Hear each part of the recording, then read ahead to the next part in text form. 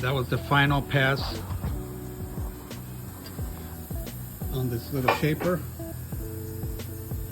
So I didn't even bother turning on the dust collector because it was such a small amount that I was taking off.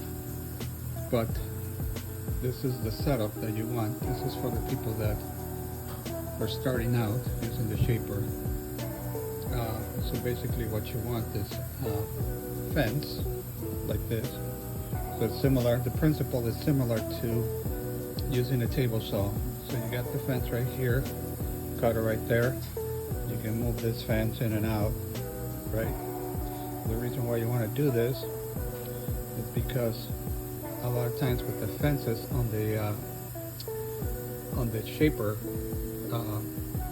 guard system, you know, this fence, this one and that one, they're not always aligned. You know, you can adjust it right here.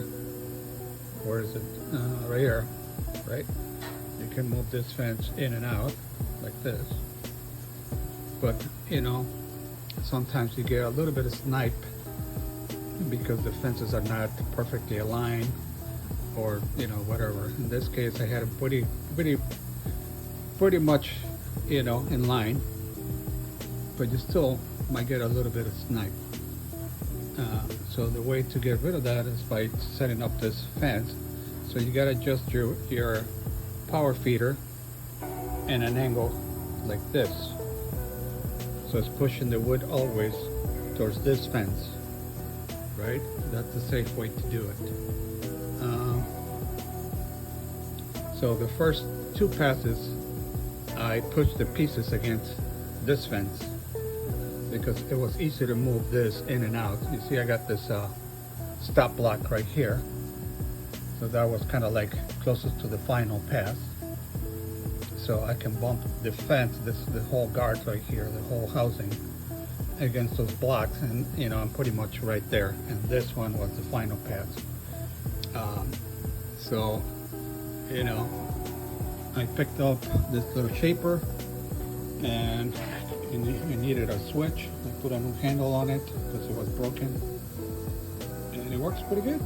You know, I like it. So here's the setup that I have for the coping, you know, with this homemade slip. But yeah, put your piece right here, obviously.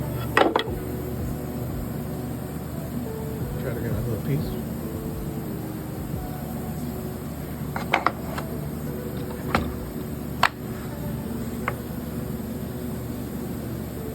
Flap it here, here.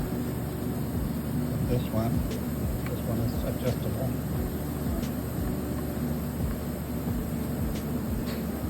And then I got another one right here, another clamp. And then I run it like that. I made two passes on them. So that's the setup that I have to do this doors. So I'm gonna set up another shaper to do the race panel. So as soon as I get that cutter, I'll put it on the other shaper so I can do that. Anyway, so that's all the pieces that I have over there. As you can see, I have another shaper set up for another set of cutters, pretty much with the same principle. This one, I actually put a fence on it, so it's easier to kind of open up the guide. Same principle. Cutter is here under this box.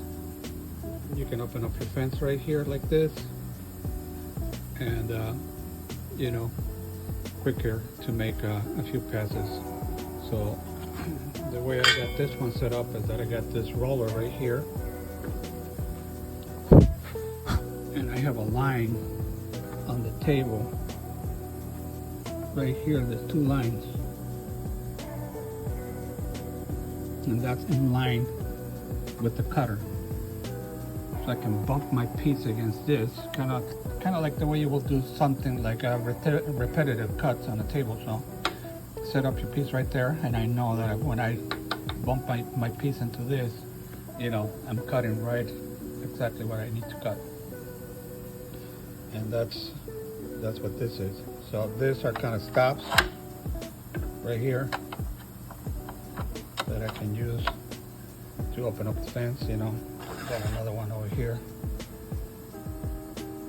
So I can open the fence, you know, start bringing the fence in and